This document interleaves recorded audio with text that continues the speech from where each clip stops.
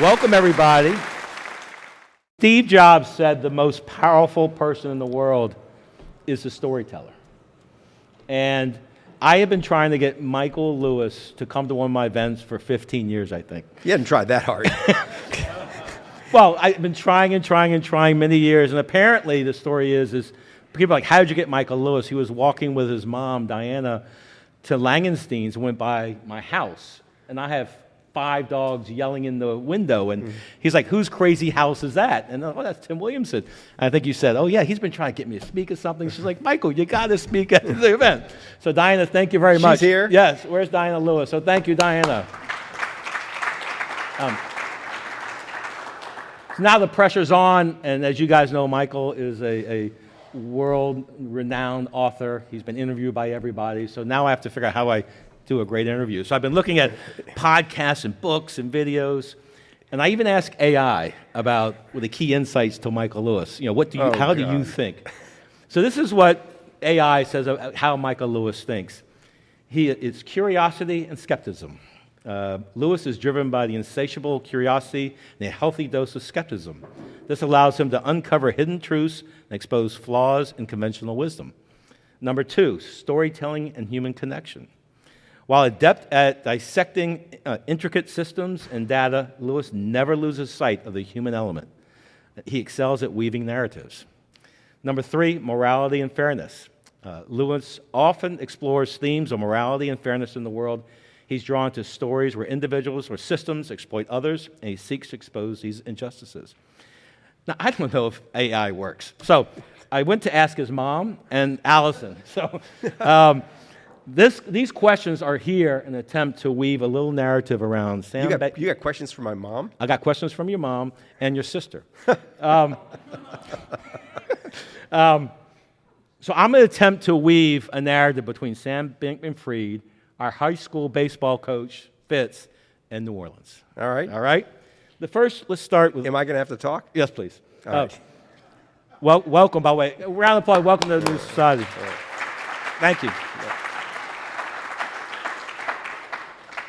So within this room, you have people from New Orleans, people who moved here. Everyone is generally optimistic and believes in the future. But you grew up here. And as a 9-year-old, you went to a Mardi Gras parade, and they threw a bunch of beads into balloons, and you reached down to pick up the balloon, and a nun stepped on your hand for the balloon. So my question, Michael, is what was it like growing up in the city? Tell me your thoughts about growing up. I grabbed the nun's ankle and I yanked it and she went on her ass.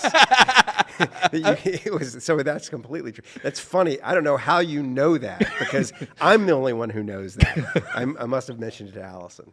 What it was like growing up in the city? Yeah, tell me about your thoughts of growing up in the city. You know, as apropos of my career, like how it connects to my career, the things about the city that you notice, that I still notice when I get off the airplane, like I did yesterday. In much of our culture, American culture, people don't notice each other. Like you walk down the street and there's no assumption that you're going to have any kind of connection. There's still in the air here that you're supposed to have a connection with people. Like total strangers can quickly fall into a conversation, and you're always saying hi and how you doing. And that's So I grew up in a world where you're kind of open to whoever was around you, and I've preserved that. And that has been hugely useful. We're walking down the street and I bump into you, total stranger, and we just start talking, you never know where it's going to lead. If you don't do that, you know you're never going to get a story. But if you do that, you may walk into a story. And just being that, like creating the kind of open environment, the social space that New Orleanians do habitually do, has been incredibly useful to me. And it's just part of who I am. Second thing, I mean, nobody who grew up with me here would ever have guessed I would end up doing what I've done with my life. I'll tell you a story. When I was working on this book, Coach book, it was a magazine piece for the New York Times, I sought out some of my former baseball teammates. The best was Sean Toohey. He was a catcher, I was a pitcher on Fitz's team. And I just happened to be going through Memphis. I thought, I'm writing this thing about our coach. I hadn't seen him since high school. So I called him up. I said, can I just come talk to you? I want to talk to you about Coach Fitz. And he showed up at the airport to pick me up. He was really sweet of him. I get in the car, and the first thing he says after hello is, so who writes your books? And I said, Sean, I write my books. And he goes, no, really. He says, you're really great at promoting them. You're great on TV, man. I admire the marketing. He admired it from a business point of view. But he said, who puts the words on the page? And I said, no, I put the words on the page. And he looks at me, he goes, no, you don't. You're dumb shit just like me, who sat in the back of English class and got C's. And it is like that would have been the response of almost anybody I went to high school with, anybody I went to college with. It's like, how the hell did you become a professional writer? You write a book? That's insane. Like, I know I would not have been maybe the least likely person in my high school class to one day write a book, but there wasn't anybody who was very likely, and I wasn't in the top 20 percentile. It was just like, it shocks people who can remember who I was, that I ended up doing what I do. But I do think that now, if you want to kind of like explain it, reverse engineer it, this city is a big part of it. Like, it's a storytelling culture. It's not exactly a literary culture. It's more of an oral storytelling culture. But people tell stories. Mm-hmm. The level, sort of like when I went to Princeton from here, and when I got to Princeton, I just realized almost instantly that though the people were, their SATs were higher, they were, in some sense, smarter. They weren't nearly as entertaining as the people I left behind. Like, I went from being an averagely entertaining New Orleanian to being like the star of the show at Princeton. It was like a soccer player coming from South America, and you kind of okay when you're South America, but then you kick everybody's ass here. It felt that way at Princeton. I was like kicking everybody's ass because nobody could tell a story. Nobody was fun. They were all grinds. That's not completely fair, but it was like the default. Your first step here is tell a story and have fun. Yeah. And so that was in my blood. And the other thing that I think contributed to my career is, and this speaks to what you're doing here, is the society I grew up in was in many ways a failed society. It was stagnant. People didn't come in and people didn't leave. Mm-hmm. All the measurables of a society, the crime rates, the literacy levels, all that stuff. The only thing we ever beat was Mississippi. Mm-hmm. It was like everybody else was better. There was not a spirit of entrepreneurship. But it was a pretty happy place. Like, it felt like I had an extremely happy childhood. I know there's a whole narrative that writers tend to have that they're responding to some unhappiness in their childhood. I might be responding to the excessive happiness of my childhood, because I got out and I saw that in the wider world, especially the success world, Princeton, all these kids that were coming from their dads ran banks and big companies, and that they were less happy than me. Mm-hmm. And I thought, like, maybe the value system's kind of screwed up outside of New Orleans. Maybe that what was here that was made it so happy was community and family. It was the cherishing these little social interactions. There were ingredients that made it was fun as opposed to work. There were bad things about that, but there were good things about that. At any rate, there was that famous line. I think it was A.J. Liebling who said it, that if you want to understand New Orleans, you got to stop thinking of it as the southernmost city in North America and start thinking of it as the northernmost city in South America.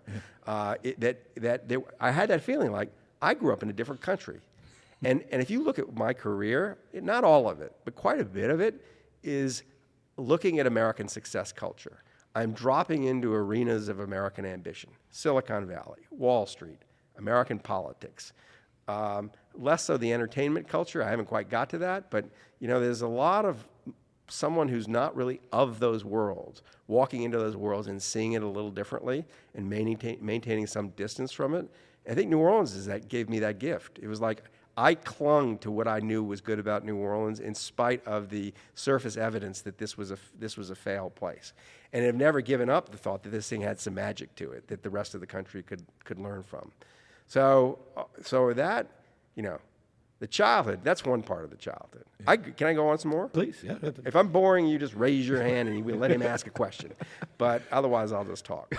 I told this story at the book festival last year, and everybody's jaw was on the floor. It was just, to me, it's like another New Orleans story. So I grew up not just in New Orleans, but the child of very socially prominent New Orleans. My mother could give a shit about the Mardi Gras stuff, but nevertheless, she came from a family there. You were queen of Comus, or whatever, and my sister was. And I, when I'm 15 years old, four young men in white ties show up on our front porch and announce that I'm the king of squires, that I'm going to be the king of this Mardi Gras ball. And there was a stretch where. And that was normal. You didn't think, the thing is, I never thought there was anything weird about this, that this was just normal, that I would go from baseball practice to a little house not far from baseball practice where there was an elderly lady who had spent the first part of her career training actual royalty in Europe, in Eastern Europe, and it was a declining business. So she came here where it was a booming business. There were more royalty every year, more parades, more kings and queens, and she actually would train them to sit on thrones, to wave scepters, to handle themselves with dignity, all this crap. She would, and how to wear your ermine cape, all that. I got that in lessons when I was 15 years old. And there was So there's an oddness, right? It's an odd way to grow up, this kind of feeling of you have a position in the society that's completely not earned, but that's kind of fun. And you can swan around and be king for a day and feel like you're royalty. This is a story that is about this. A version of this happens lots of times in my life, but this is the funniest moment. In 1996, I was invited by the editor of the Sunday Telegraph in England to come cover the first Tony Blair election. And I ran around England for a week and wrote him some stuff. And at the end of this, he said, I want you to come over to this apartment. Here's his address. Show up at 6:30. There's someone I want you to meet. And I went to this address, knocked, rang the doorbell, and who opens the door but Princess Diana?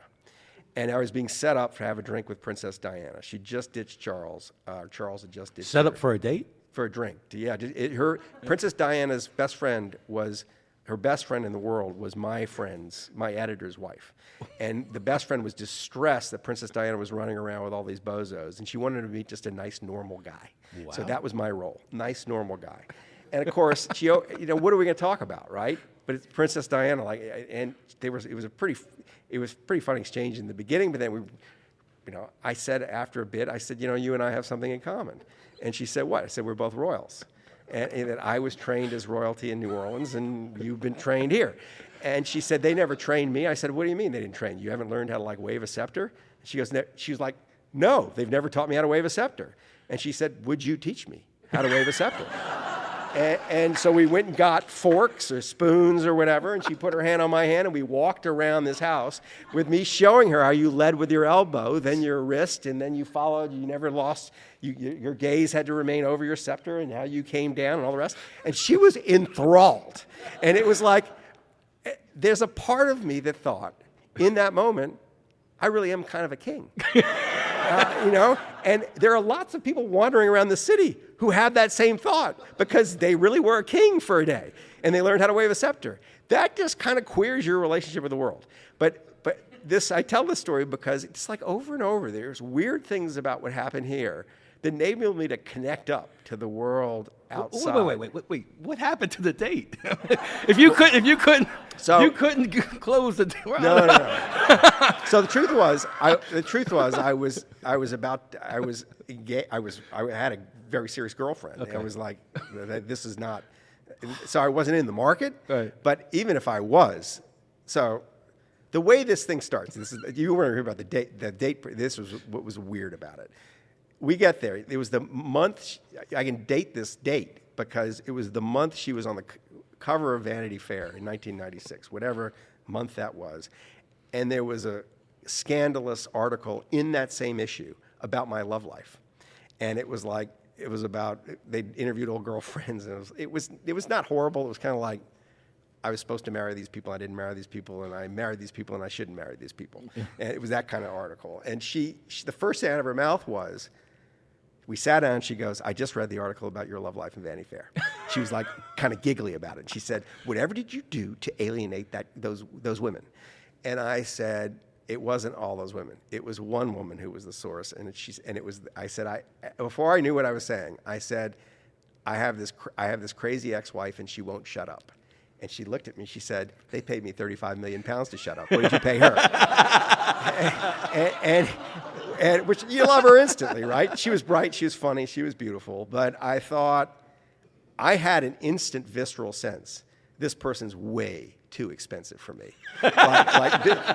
Nothing good that happens here is good. Yeah. That it will be bad. The King of Squires is a match. I was happy to teach her how to wave a scepter and sit on a throne. That was useful. And then after that, that was it. And it was funny. It was orchestrated, so it was a 45-minute drink. And then a whole dinner party was showing up at this house, including my friend who owned the house. And then she went out the back door before anybody showed up. Yeah. So she went out and I never saw her again. She was dead in 2 weeks or 3 weeks. It was right before she was killed in Paris. She was dating that guy, Dodie. Yeah. So she should have been with you. No, I don't think so. Well, it's funny because you said something when you were with Walter in October, which I thought was remarkable, an insight of... This is Walter Isaacson. Walter Isaacson, when you and Walter were talking at Tulane. Yep. Walter just published his book on Elon Musk. Elon Musk, and I think you're talking about SBF. Yeah. But when you're walking through Langenstein's and how everyone's famous. Oh, well, sure. So this is this is a version of my first point about how you notice people. And this is when I realized that New Orleans had given me certain gifts. When my first book comes out, in 1989, Liar's Poker, and I was 28 years old when it was published, and I'm running around New York, and I'm on the David Letterman show, I'm on the Today Show, I'm on the streets of New York, and I'm getting recognized wherever I go. And so all of a sudden, I'm kind of briefly famous. And I got just kind of used to it pretty quickly. And I realized why I got used to it pretty quickly, because I came here on the book tour, and my mother sent me over to Langenstein's to pick up some stuff. And I'm rolling the cart down the middle aisle, and there's a little old lady coming the other direction, and she sees me, and she starts to point at me, and I think, saw me on Letterman. I'm thinking, oh, here we go again. And she comes right up to me, and she says, you're Malcolm Monroe's grandson, aren't you? And I said, yeah. I said, how'd you know that? Because I didn't recognize her, I didn't know her. She said, I just saw it in your eyes. And I thought then, the streets of New Orleans makes everybody feel like a celebrity. You have that experience of being recognized, even by people who only vaguely know you.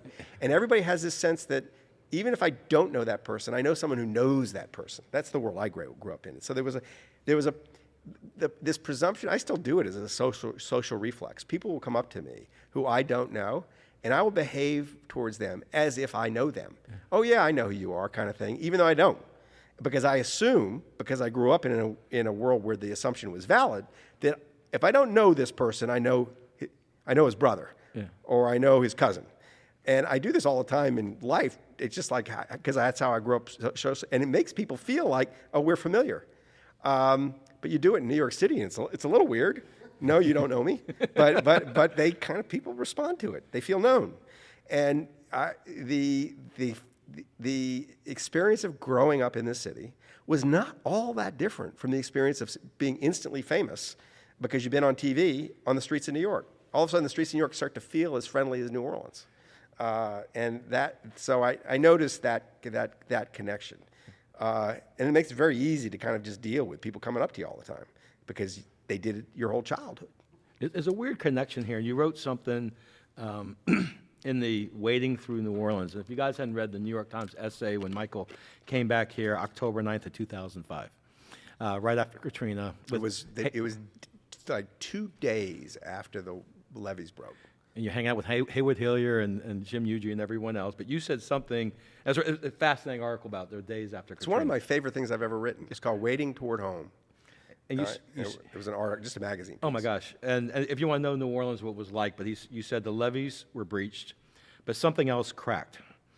Inside the people behind them, the old facade, the pretense that New Orleans was either the Big Easy or it was nothing, that no great change was ever possible. So, what do you think would take for New Orleans to change? At that moment, there was a sense of possibility that things might have cracked, and there was a sense of opportunity. What do you think? That It has changed. Yeah. So what do you It's see? noticeably. You exist. You know, I mean, really, this thing exists. This is different. This never would have existed when I was growing up. Why? There was a presumption of no churn. There was a presumption of nobody leaves. There was no reason to come here, and there was no reason to leave. And I take it back. By the time I'm coming out of high school, there is a reason to leave. The place is decaying. Yeah. So a lot of my more ambitious classmates left.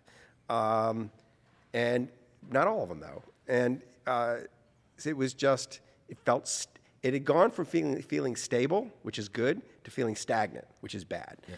And, there are things like the flood of teachers from Teach for America. This is just a new thing. I mean, what's happened to the school system it's impressive. It's just, so Katrina was a catalyst. You know better than I do. I'm not sitting here studying the city, how much change has actually occurred, but it seems to me, when I come back here, it feels like a little different place, in a good way. It feels like energy has come into this place that didn't exist before. But that Katrina was a fascinating social event, beyond did it open New Orleans up? Not only in the moment, you became aware that this city wasn't one city, that it was a collection of neighborhoods that were stitched together, and people knew their neighborhood, but they didn't know outside their neighborhood. So when I say New Orleans, I'm talking about my little neighborhood. And you started to hear the names of the neighborhood. I never heard the names of the neighborhoods before. Like that was news. People didn't know where to go. People didn't know where high ground was and where it wasn't.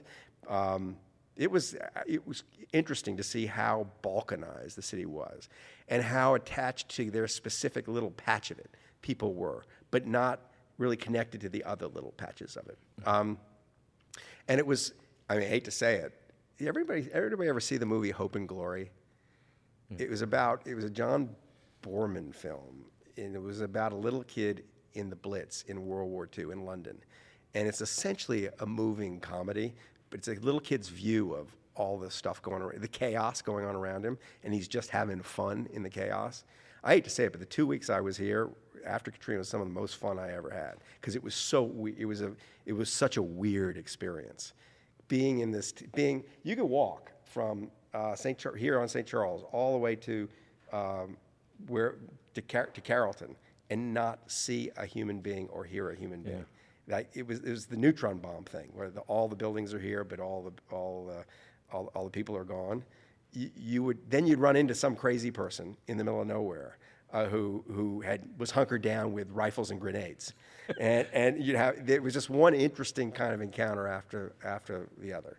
But anyway, so at the time I thought, this may be the thing that saves New Orleans. I didn't think this is the thing that's going to destroy New Orleans. Yeah. I thought turning the attention to the city with the kind of energy that was going to come in, the money that was obviously going to follow, and the churn that was going to follow, I thought there was a hopefulness in that. As much tragedy as there was, out of this tragedy, something good might happen, is what I thought.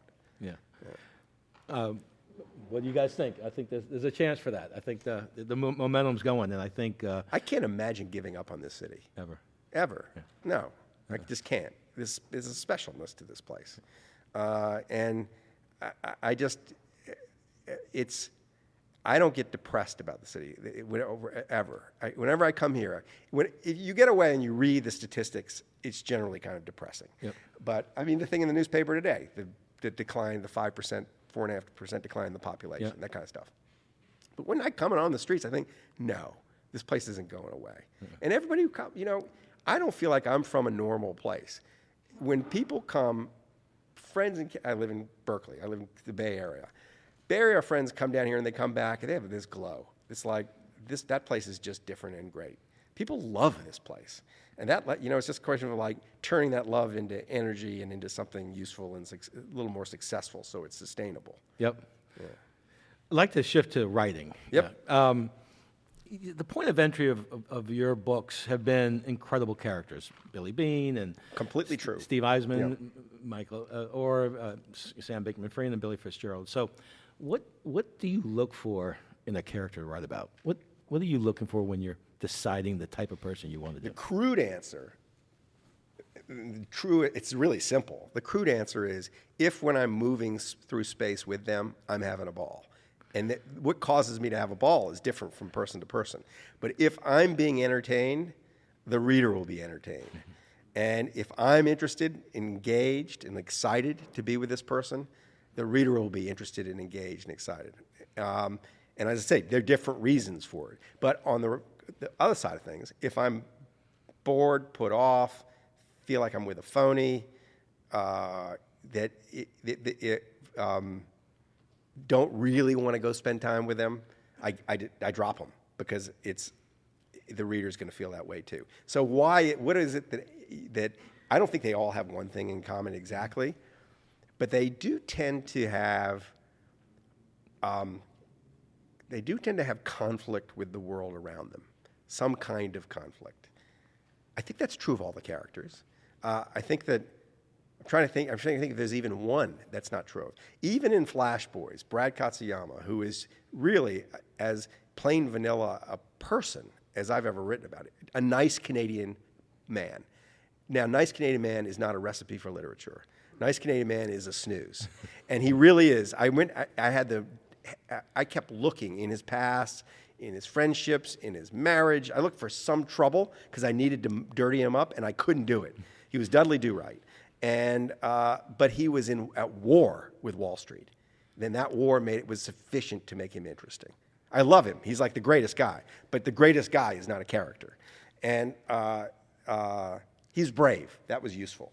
He had big balls. He was just brave as could be. And I thought, but he was just a nice Canadian guy. Mostly, though, my characters are not nice Canadian guys. Most of them are having some kind of conflict with the world. Coach Fitzgerald is at war with the world, right? It's Sam Bankman-Fried is at war with the world.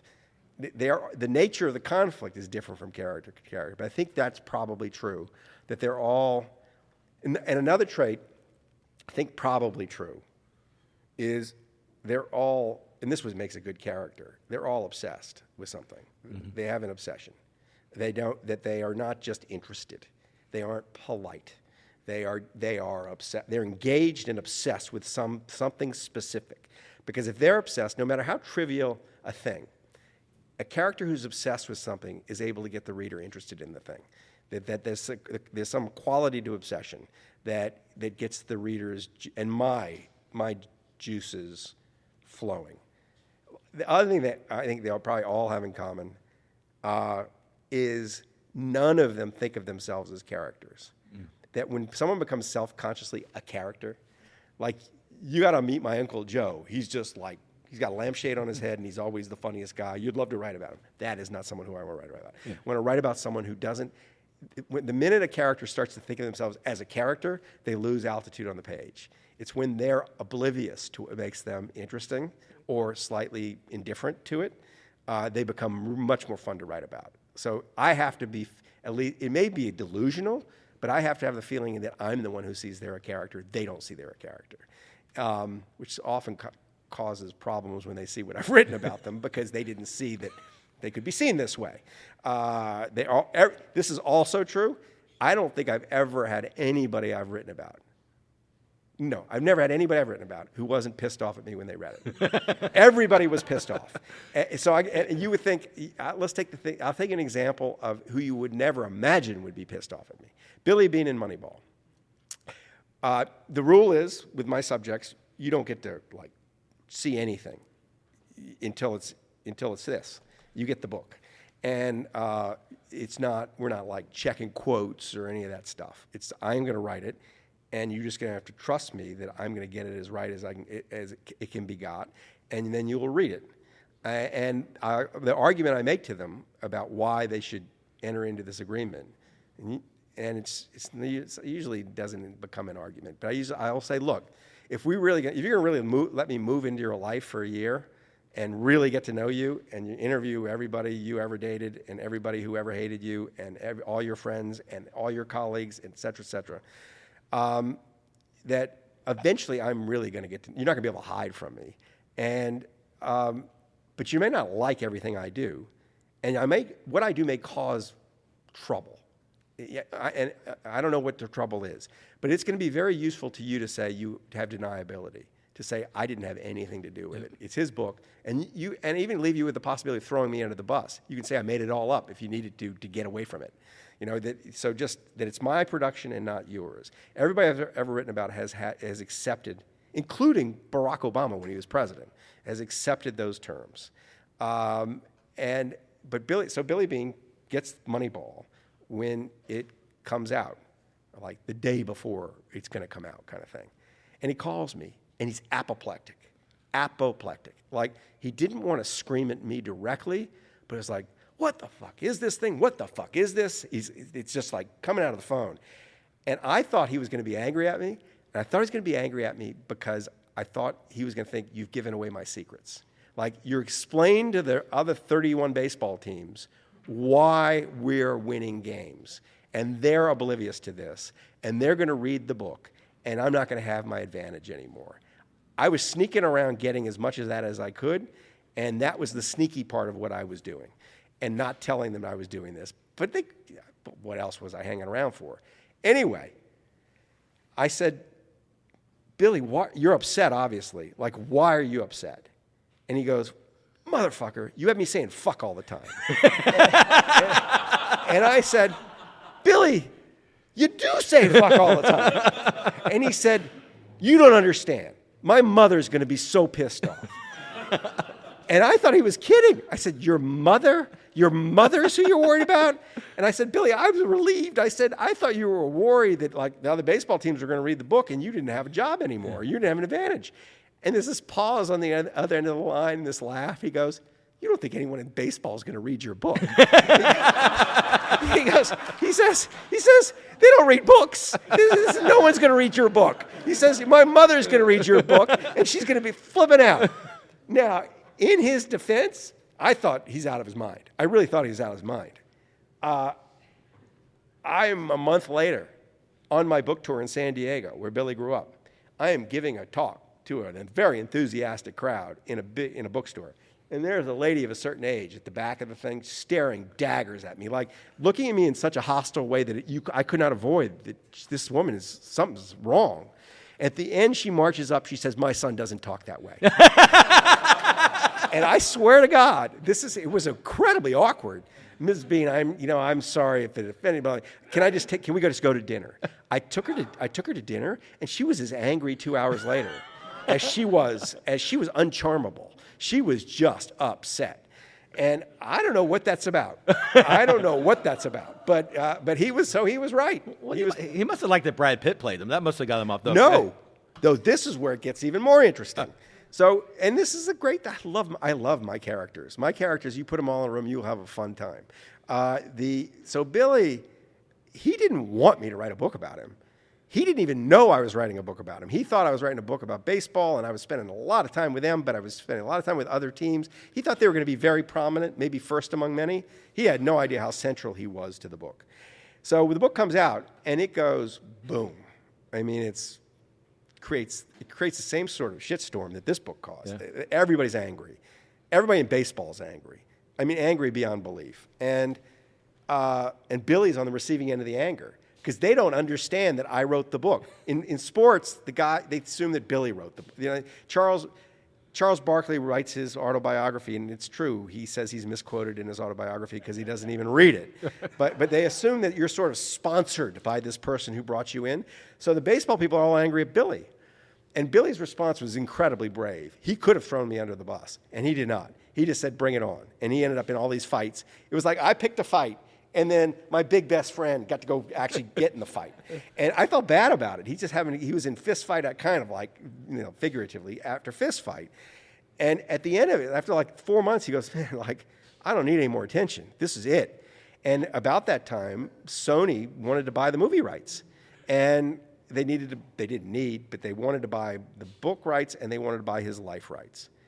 And I said, so they said, could you call him? And they said, he's not returning our calls. So I called him. I said, Billy, it's kind of free money. They're going to buy, you pay. He goes, no way.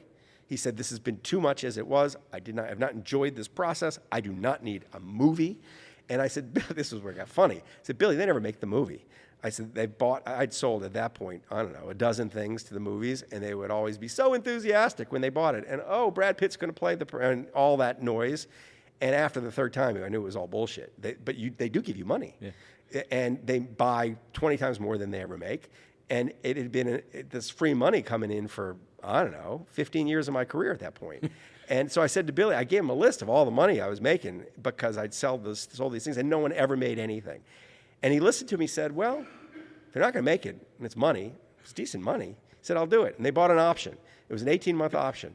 And for 6 years, 3 times, he'd get a call. He'd call me and say, this is amazing. They're re-upping the option. They're sending me more money. This is the most genius thing. They just keep giving us money for nothing. And then one day he calls me and he said, you son of a bitch. He said, Brad Pitt just called me and says he wants to come over. And he says, my wife is putting on makeup and the babysitter just went home to put on a dress. and he said, I can't tell Brad Pitt he can't come over. But this is not what I signed up for. And he then refused. He made everybody unbelievably uncomfortable, including Brad Pitt. He refused to even visit the set while they were making the movie. And they were making the movie in his backyard. They were making the movie in the Oakland Coliseum, and his office was right there. They called and called, and he wouldn't return their calls. He wouldn't come down to see them. So they call me, and they say, could you get Billy Beane to just put in an appearance because everybody feels like he just hates it. And we're making this movie, and Brad's playing him, and we would just like it if he would just come and shake hands. And it was a night where, do you see the movie? Yeah. They reproduced a baseball game, and they did that by getting 8,000 extras in the Coliseum at night. 8,000 people, and they'd move them around the stands. They got body doubles of the Kansas City Royals and the Oakland A's from the 2002 team. Barry Zito looked more like Barry Zito than Barry Zito. It was just amazing with how much work went into this thing. And I called Billy and I said, look, I'm going to be there. Just come down. And he said grudgingly, okay, I'll come down. And he comes to the field, and they're shooting some scene, and they stop shooting the scene, and he walks over to me, and as he's coming up to me, a production assistant runs over, and he's got a headset on, he's got a binder and a book in the binder, and he runs up to Billy before Billy gets to me, and he says, Mr. Beane, thank you for coming down. I've been waiting all this time for you to come. You were my hero. Your book changed my life. And Billy looks at me and goes, it's not my book. He wrote the book. He points to me and goes, no, I'm sorry, Mr. Beane. It's your book, and I just want to say I love you for it. And Billy's getting incredibly uncomfortable. And he says, would you just sign my book? And Billy says, okay.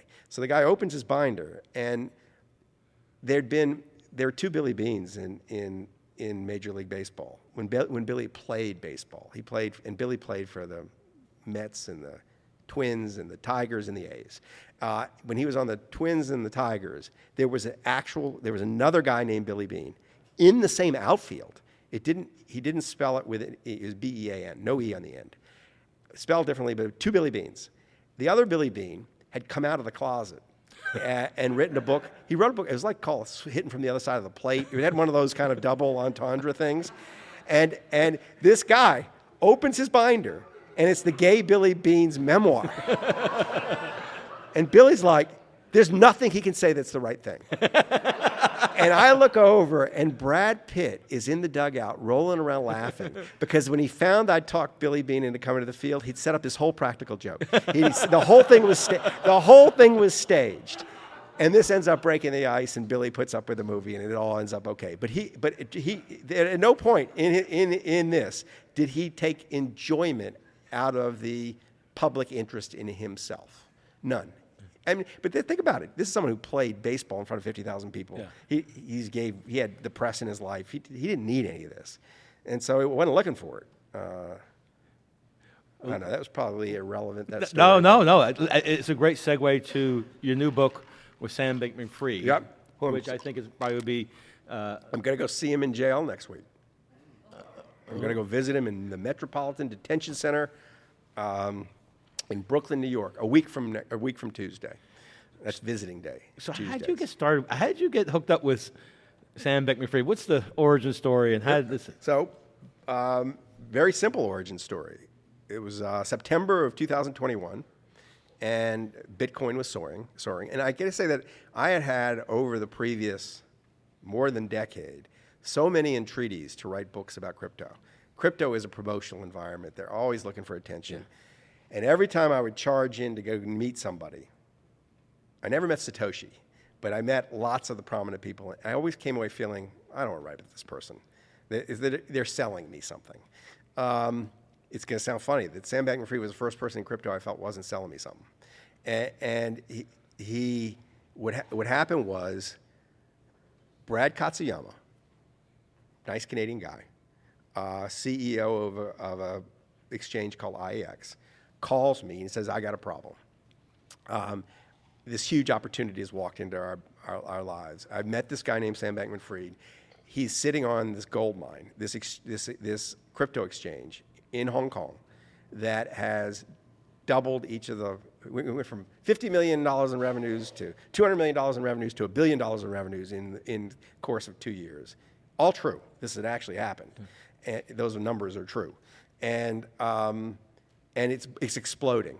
And he is positioning himself to be the legitimate crypto exchange. He's imploring regulators to regulate him. All the other exchanges have really squirrely legal problems. Like this is it's possible that this is not at that moment it had been valued as a FTX, had been valued as a $30 billion business. But Brad says this could be the VCs think it could be $1 trillion business. And he wants to exchange shares in our stock exchange because he was trying to get cozy with U.S. regulators, and the U.S. regulators liked IEX. And Brad said, my problem is, I don't know Sam Bankman-Fried. I see the financials. I see that this could be a great opportunity for us, but it's a $200 million something share swap, and I do not know this guy, and I've called around, and nobody knows him. He went from nothing to being on the cover of Forbes magazine in 18 months. He went from having no money to being worth supposedly $22 billion in 18 months. He's been outside the United States in the middle of COVID, and nobody on Wall Street knows him. I need to get to know him. He said, I basically need a character evaluation. He said, you do this. You sit down with people and decide what to think of them. Would you sit down with him and tell me what to think of him? And I said, why not? I'd never heard of Sam Bankman-Fried. I'd never heard of FTX. I had no interest in crypto. And a couple weeks later, Sam Bankman-Fried tumbles out of an Uber at my office in Berkeley. And I made a mistake. He was dressed in short. All he did was wear shorts and his T-shirt. He dressed like a 12-year-old kid. And I thought, he's ready. I'll take him for a hike. He's dressed for a hike. Turns out he was dressed for a hike, but he'd never been on one. And it almost killed him to walk up a hill. He was the world's most out-of-shape 28-year-old. And but in that walk, it took a couple hours. I had that feeling like, I don't know where this is going. This is insane what's happened with this person. And it's insane what he's got his fingers in. And it's insane where his story leads. And at the first approximation, it was, he'll enable me to tell the story of high-frequency trading because he had spent 3 years at the preeminent high-frequency trading firm, Jane Street. And he's hired all these Jane Street people to work for him. And normally none of these people will talk about what they do, but they'd all left. And he was really open about what he'd done on a high-frequency trading desk. And I thought, oh my God, that material is just going to be available to me. He is a very attractive and interesting way to get at crypto because he's not a religionist. He doesn't believe in crypto. He's willing to say that it might all be BS and it might all go to zero. But with the business they built, it was just all that he needed was people trading. Yeah, it didn't matter. Yeah. It didn't matter. Yeah. And so enabled me to get at that. It enabled me to get at U.S. financial regulation because he was in it mixed up with the regulators trying to get him to do stuff. And I thought, this may be a way into the SEC to write interestingly about the SEC. It's my first reaction to it all. Ended up not really doing very much of that in the book. It'll enable me to go into U.S. politics in a really curious way because he had instantly become among the biggest donors to both the Republicans and the Democrats. And he was in bed with Mitch McConnell trying to fund anti-Trump, or they weren't anti because you couldn't say that, but the Republican candidates in Republican primaries who were felt less affection towards Trump. And he was he's doing shit like trying to pay off, maybe thinking about paying off the national debt of the Bahamas, where he was moving his company so that they could fix the country, so they'd have roads and schools that his employees from Asia would want to drive on and send their kids to. So it was just interesting. So after 2 hours, I said to him, I had two things. First, I said to him, I don't know what this story is, but there's clearly a story. Can I just come and hang and see and come to the Bahamas and just watch? And he said, sure. And then the second thing is I called Brad Katsuyama and he said, what'd you think? And I said, you ought to do the share swap. What could go wrong? and that turned out to be a $200 million mistake. But it was,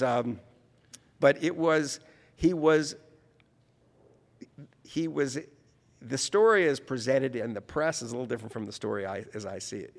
It's a messy story. Clearly he broke the laws, but it's going to be very interesting to see where it ends up. Because basically the bankruptcy has announced that I was meeting with the guy who's running the creditors committee, and he said there's not just all the money there. There's maybe twice the money there. That not only are we all going to get our money back, but with interest, but like all the depositors can get their money back with interest. And the bankruptcy people are going to pay themselves $1 billion in fees. $1 billion in fees.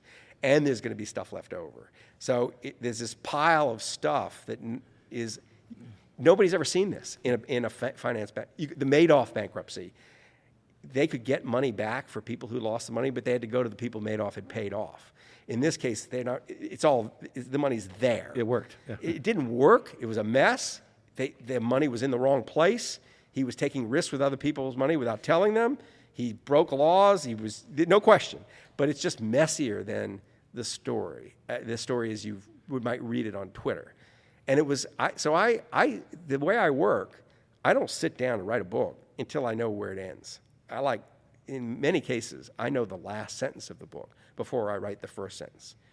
And I knew the last sentence of this book was the tungsten cube. I knew I was headed I knew where I was headed. I didn't start writing this. I didn't even get a book contract or agree to write it until after it collapsed. I didn't know what it was. I spent a year gathering material with the possibility that it wasn't going to be a book. And it was a very funny moment.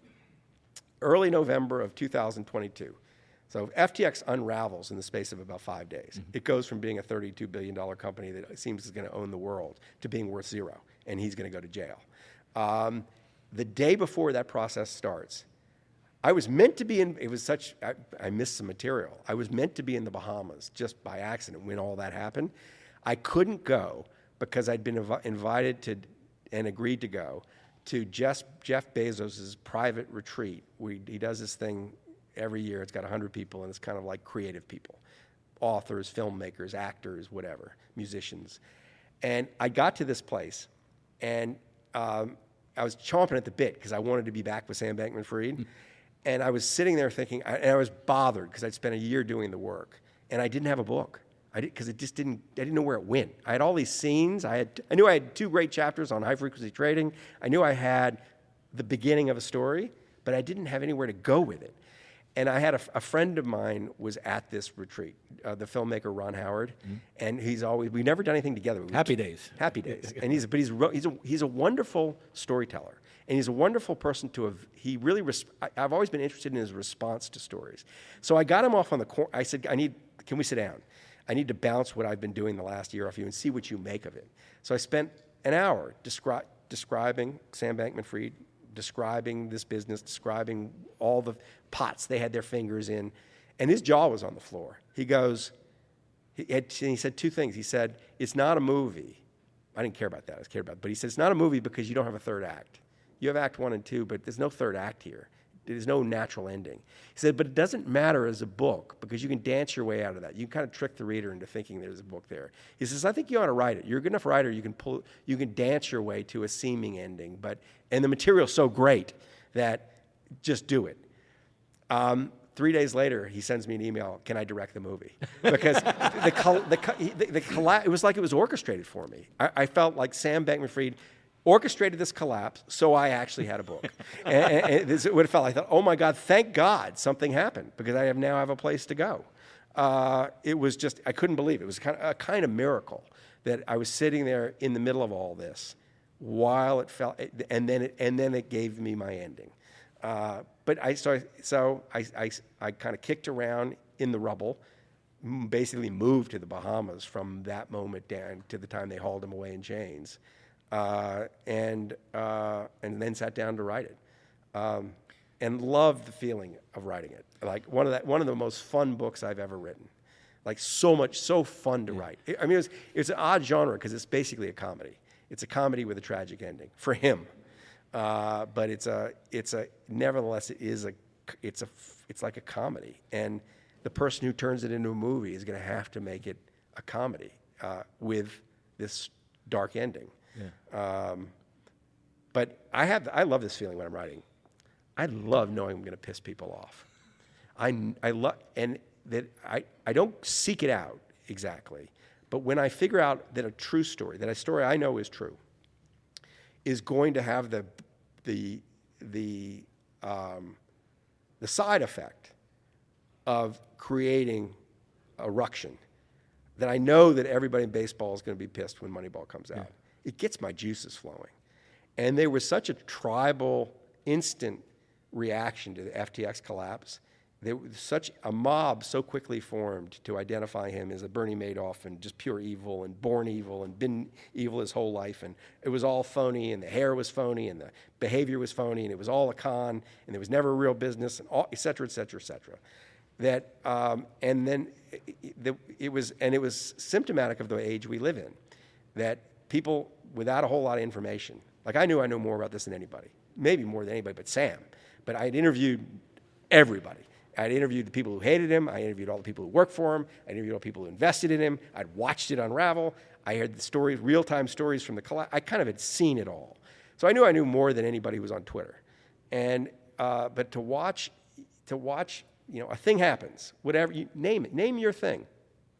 Gaza, Trump, whatever the thing is. We have these social media mechanisms for voicing opinion, and people are rewarded in terms of followers and attention by voicing strong opinion very quickly, establishing opinion. And then the opinion, a kind of tribe forms around the opinion. And then the opinion becomes a tribal matter. You are punished by your tribe if you don't hew to the opinion. It doesn't leave a lot of room for nuance or interest or what actually happened. And I knew that a tribe had formed around a story about FTX and Sam Bankman-Fried that was, there are elements of truth about it, but it wasn't the truth. It was not nearly as rich and interesting as the actual story was so much more interesting. In some ways darker, but the actual story was just more interesting. And that was going to piss off the existing tribe. I love that feeling. But it did piss off people. It did piss off people. And it had the initial reaction of the book was so controversial. It was just noisy. Can I tell you about that? Yeah. I don't want to. If I'm boring you, no, please, don't bore you. But my son, my 17-year-old junior, Walker Lewis, he was interested in this. Sam is kind of a little bit of a cult figure with younger kids, so he was interested in this, and he got to know Sam. When Sam was under house arrest in Palo Alto, I'd drive down, and Sam has absolutely no social graces. He would take Walker and play and kick his ass with chess. He wouldn't let him even win a pawn. He would just destroy him, and then I'd go and interview him. But Walker got to know him. Walker, very socially astute, and he could see this person's different, but he's not malicious. He's not venal. He's just different, like neurologically diverse. And Walker took an interest in him. And he was interested in the story, so he'd hear me talk about the story. And so when the book came out, the book was embargoed. The book came out in October of last year, and 60 Minutes did a big piece. And the deal with 60 Minutes is you don't let the book out. And we successfully kept the book out of anybody's hand before publication date, say October the 3rd. On October the 2nd, there is an explosion. Before anybody's read the book, an explosion on Twitter that is universally negative about Michael Lewis is being too nice to Sam Bankman-Fried, or he got conned by Sam Bankman-Fried, or whatever way. And it got quite ugly quite quickly before anyone's read the book. And Walker calls me up and he is in tears. He's like, this is awful. Your reputation's ruined, and what's going to happen? And he actually said, is someone going to kill you? Because some of this sounds violent. And I said, this would have happened with Flash Boys and with Moneyball. If Twitter existed back then, this would have happened with these two books too. That this is the same thing. It's just gotten it's gotten more organized and nastier and seemingly more ominous and threatening. But no, this is a good thing. What you don't want is no reaction. And in addition, it's all horseshit because no one's read the book, right? So don't worry about it, I said to him. And don't read Twitter. I get up the next day, and he says he's not going to read Twitter. And I get in the car to do the first media for the book. And now people will be beginning to read the book. But still nobody's read the book. They just can get the book. And I get in the car, and the publicist from my publishing firm says, I have good news and I have bad news. And I said, well, give me the good news first. She says, the good news is, after your first 25 reviews on Amazon were one-star reviews by non-verified purchases of people who hadn't read the book. I mean, it was odd that there was an organized, upset. I mean, like, why would anybody care so much? It's kind of odd. Yeah. But you want to attack a book on Amazon that you couldn't possibly have read? That's strange to me. I can't imagine doing it if I read the book, but it's just like why people do that is a whole psychology I don't get, but nevertheless, it had happened. She goes, the good news is that you have your first 5-star review, but it's by Walker Lewis. and he had, I'm guessing, because he hadn't read the book, he hadn't read the book either, I'm guessing he went to ChatGPT-3 and said, what's the nicest possible review you could write about Michael Lewis's book about Sam Bankman-Fried? Because it's still up there. It goes on and on and on. And it says Walker Lewis at the top. Like he's not fooling anybody. But it was so, and I got him on the phone, and he said he was so upset. It felt so controversial that he felt he had to do something. So I asked for one Christmas present. This Christmas, it was for that review framed, and it's now on the wall of my office because that's the son I want to have, someone who stands up for his dad in a moment of crisis. But I had to call him, and I said, no, but I said to him, I said, Walker, this thing is going to make us rich. I said, don't worry about it. It's fine. And in fact, time is going to be very kind to this book. It may seem bumpy now, but the bumps are good. The bumps are the price you pay. That if it's not bumpy, it will just go away. That its chances at a big life is because of these bumps. Because of these bumps, it could be great. Like this could live as a really interesting book. And he said something interesting to me.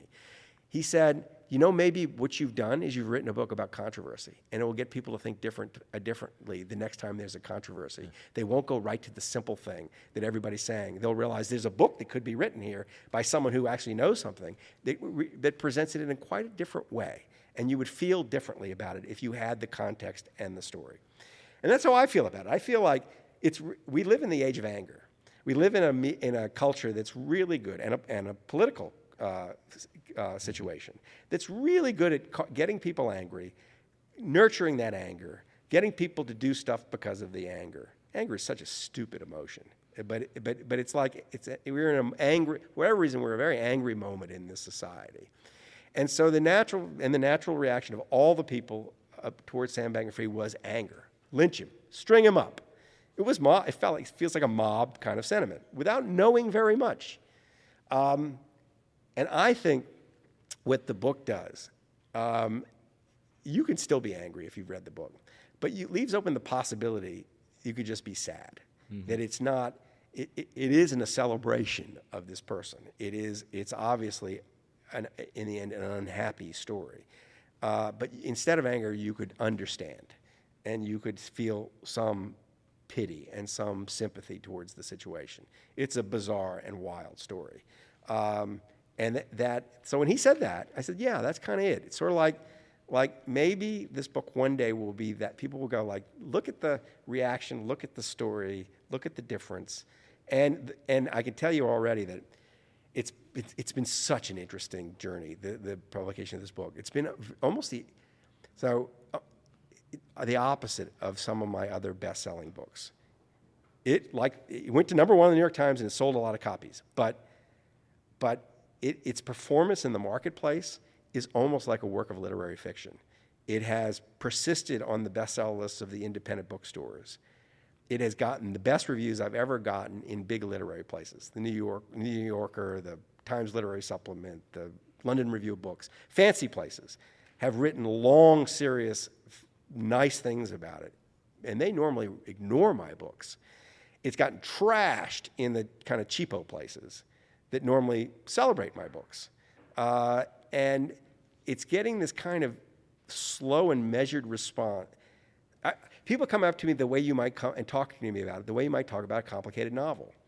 And that's interesting to me because when the writing of it felt like that. It felt like a fun novel. Like, you can't believe this happened in the real world. And I'm going to show you this happened in the real world. Hang on for the ride. And people who read it in that spirit, the responses have been riveting. And the last thing about the book, this sounds maybe a little more defensive than I don't want to sound too defensive about it, but there is a universe of people who actually do know what happened, and like who know what it felt like. People who were close investors in FTX, people they all got screwed. The people who worked for him, who he never told that the money was in the wrong place, their lie. The people who paid the biggest price are those people. Reputations ruined, all their money lost. There are a lot of people who worked at FTX who thought they were worth $50 million and who had their Chinese parents putting their life savings on FTX, and it all went to zero. To a person, and this is a universe of 30 or 40 people. To a person, I haven't heard from quite all of them, but I've heard from almost all of them. They have gotten in touch to say, thank you. I didn't know how to understand this whole thing until I read the book, and this is exactly how it felt. Like, I'm getting to a place where I can forgive him, maybe. Or at least I'm understanding. These are people who had the right to be the angriest at Sam Bankman-Fried, but who knew him the most. And that nobody's come and said, you got it wrong. Like, he's different than that. Or he fooled you there. There's been none of that from anybody who knows. And that's been interesting.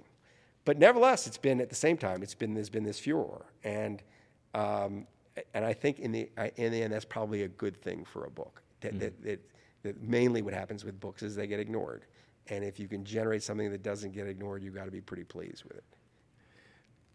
This is the way you're describing this and the way you were talking about with Walker reminded me of, it's like a coach, not to segue to Coach. Yeah. And I don't know if you guys have read this book, Coach. I actually gave this to Jenny on our second date. Did you really? I said, I'm going to go cook it dinner, read this little book, and just you'll get to know a little bit about me, because this is a coach we both had, Yep. Coach Billy Fitzgerald, Yep. and talk about knowing who they are. And you have said, Michael. Was he important to you?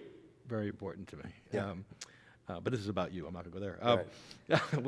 Right. There's a drink named after him, the Fitz. Yeah. It'll knock you out.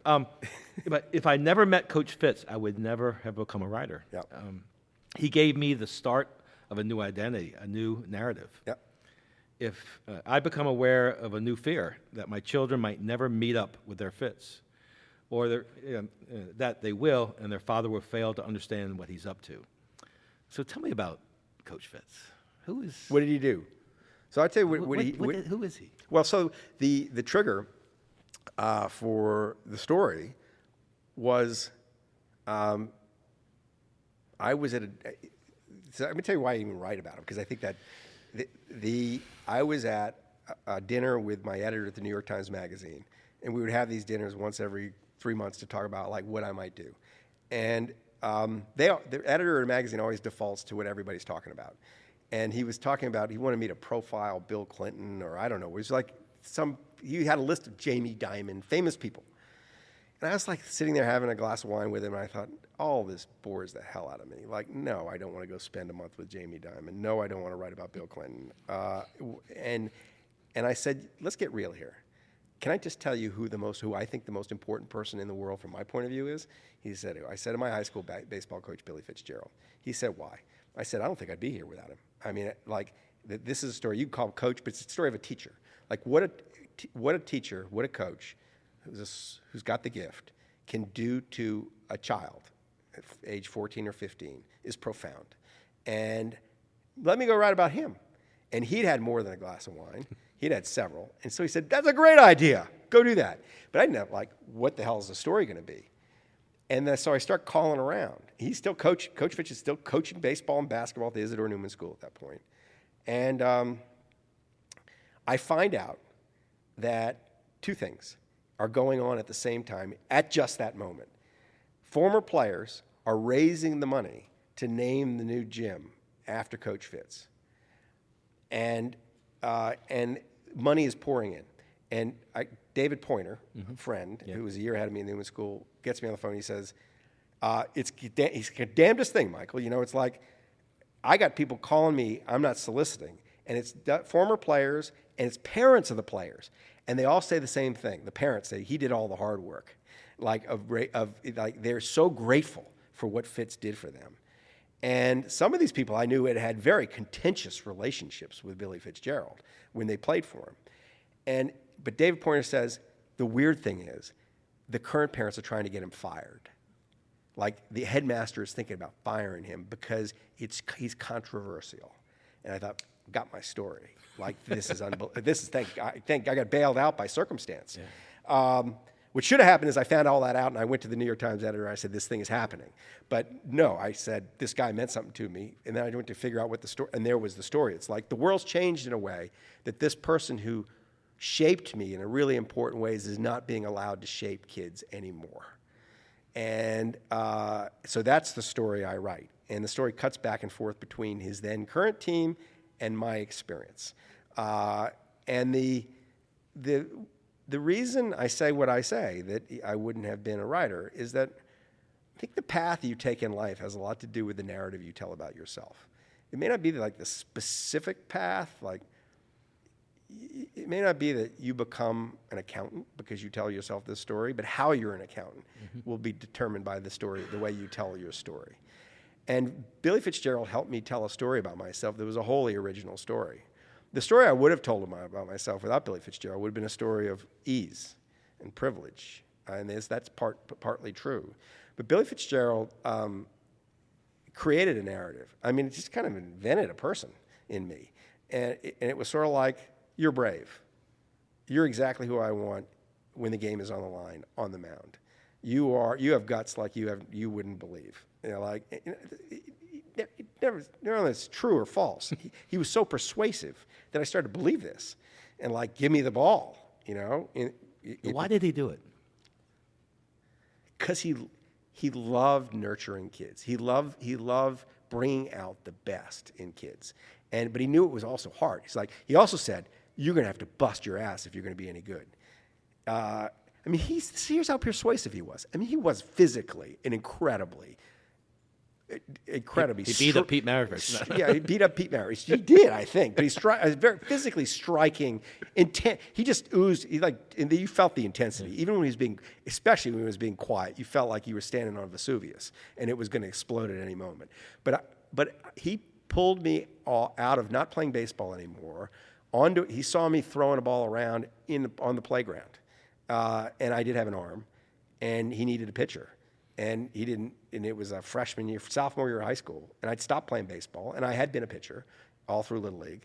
And he gets me out, he puts on a mitt, and he's essentially a big league catcher. You know, he'd come from the Oakland A's system. He was a better catcher than Gene Tennis, who got promoted to him to the A's big league team, but he couldn't hit.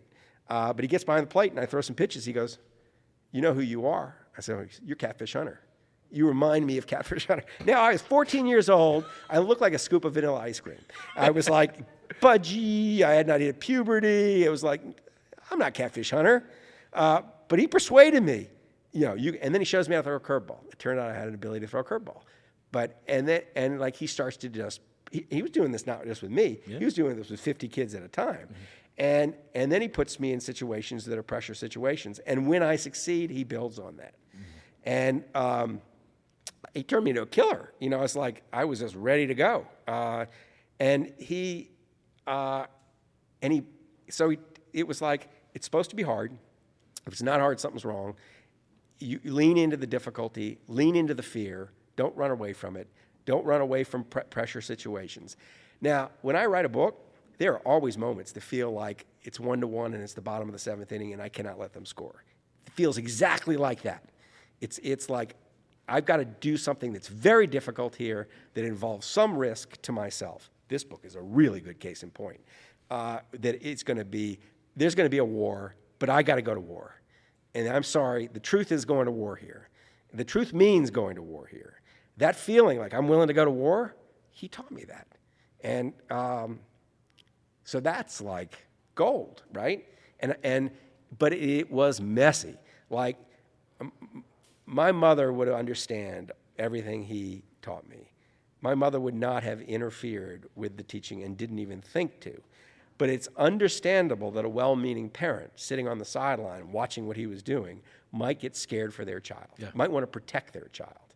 And the protection is the problem, that you protect the child from the artificial difficulty that he creates for the child in order to produce a stronger human being.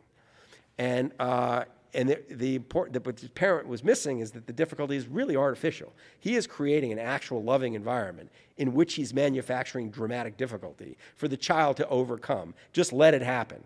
He will help create the narrative that's a good narrative. And the parents were getting involved in it and messing around with it. And when I came back here. Now, what was telling was once the article appeared, it didn't appear as a book. It was a magazine piece. It was the cover of the New York Times Magazine.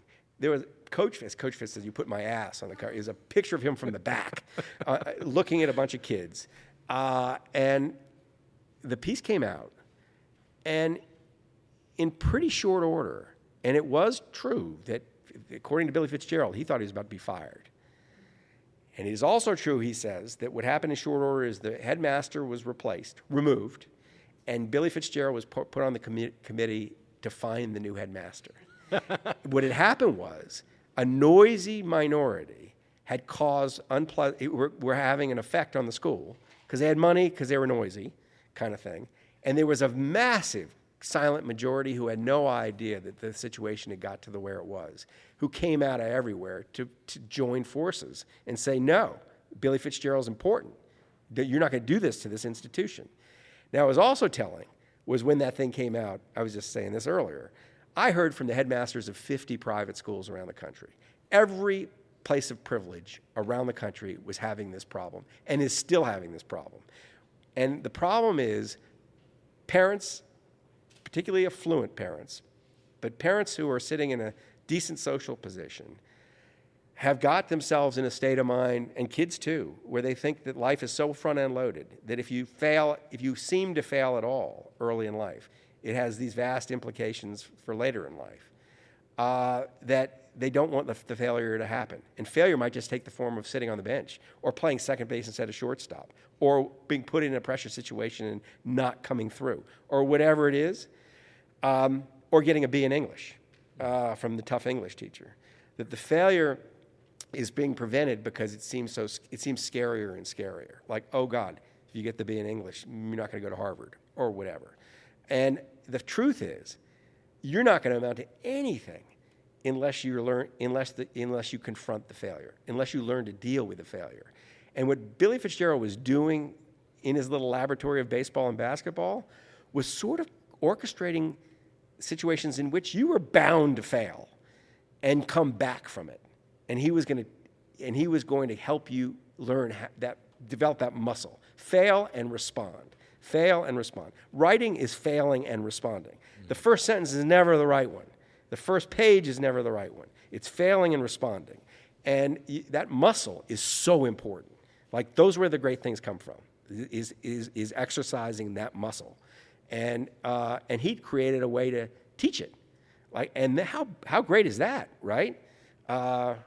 So that's why I meant the word. What's a society without a Fitz? If we're scared, if societies are scared of Fitzes, what are we missing with that? Oh my God, you're missing all the great stuff, but you're missing greatness. You're missing risk taking. You're missing reaching for the stars. You're encouraging lots of fear. You're letting people recede into their fears and live in their place of fear because they're too uncomfortable getting out of their place or confronting the fear. You can create a kind of surface comfort in a privileged situation where it seems like everything's okay, but at the bottom there's a kind of hollowness to it. You don't have a sense of self. You don't have a resilience, and ultimately something's going to hit you in life, right? Ultimately something bad is going to happen. Ultimately you're going to die, so eventually you're going to hit something that's unpleasant. And if you don't have the tools to deal with the unpleasantness, you're going to have a reaction to it that's just far less optimum than you would if you did. And so I think that you have a society of weak people, a society that's brittle people, a society that's afraid of doing certain things because of what might happen, a less nervy society. So I'm going to try to do my Michael Lewis moment and bring it all around All right, to do New that. Orleans, right? Yep. So this group is set up as a new society for New Orleans. Yep. Optimism, innovation, new thinking. Yep. Your insights to leadership. And as a kid, you and your sister went to the Tamarack tennis camp. Tamarack. Yep. Jack Kennedy used to say every morning, apparently, you don't want to be that person who eats the last box of Cheerios. Who's that person who takes the last? You need a context for this.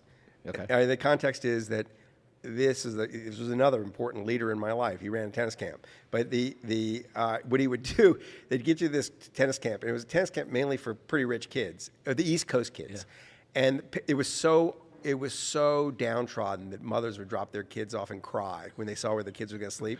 And the first day you go to breakfast, and there'd be a round table and 8 seats, and there'd be 8 boxes of cereal. And there'd be like 6 that were desirable cereals and 2 were like the constipation cereals. And after the second day, people realized you run your ass as fast as possible to the table to get the Cheerios and the Frosted Flakes. Otherwise, you were getting the constipation cereal. And on the third day, Jack Kennedy got up and said, he gave a speech he called The Givers and the Takers. Yep. And about how you go through life taking, and you're always just about yourself and making sure you get the thing for yourself. And he says you can see this quiet desperation in the eyes of the takers in the big cities of the people who are just taking money all the time, and you could see the kids thinking of their parents, and he'd say, and you could see it even here in the morning when people run to the breakfast table to get the cereal they want, and everybody goes, "Oh, that's me," and he says, "You want to be," and then he talks about what it means to be a giver, like where you are when you're the person who's willing to walk slowly and let the other person have the cereal, and what he did in a flash. I don't know what he did for the lives of everybody. But it was the most giving tennis camp in the history of it was such a well-behaved place after that. He created a value out of giving and embarrassed the people who were taking. And it was moral virtue is what he was teaching. So of the leaders who give, and Fitz gave, and even Sam Bankman-Fried was giving. That was the idea. In your Princeton speech in 2022, you talk about the 4th cookie experiment. Right. And that was the end of your speech to the class. Right. Tell me about that. So it was a friend of mine. His name is Dacher Keltner. He's a psychologist now at Berkeley. But they did this experiment where they brought in students, undergraduates, graduate students, and they told them that they were to have a discussion about some actually important issue on campus, like free speech on campus. They wanted to see this. They wanted to observe the conversations, and they put them in a room for an hour. And midway through the conversation, and they would before the conversation, they would pick in the group of 3. They'd say someone was to lead the whole thing, and so someone was completely arbitrarily just appointed the leader randomly.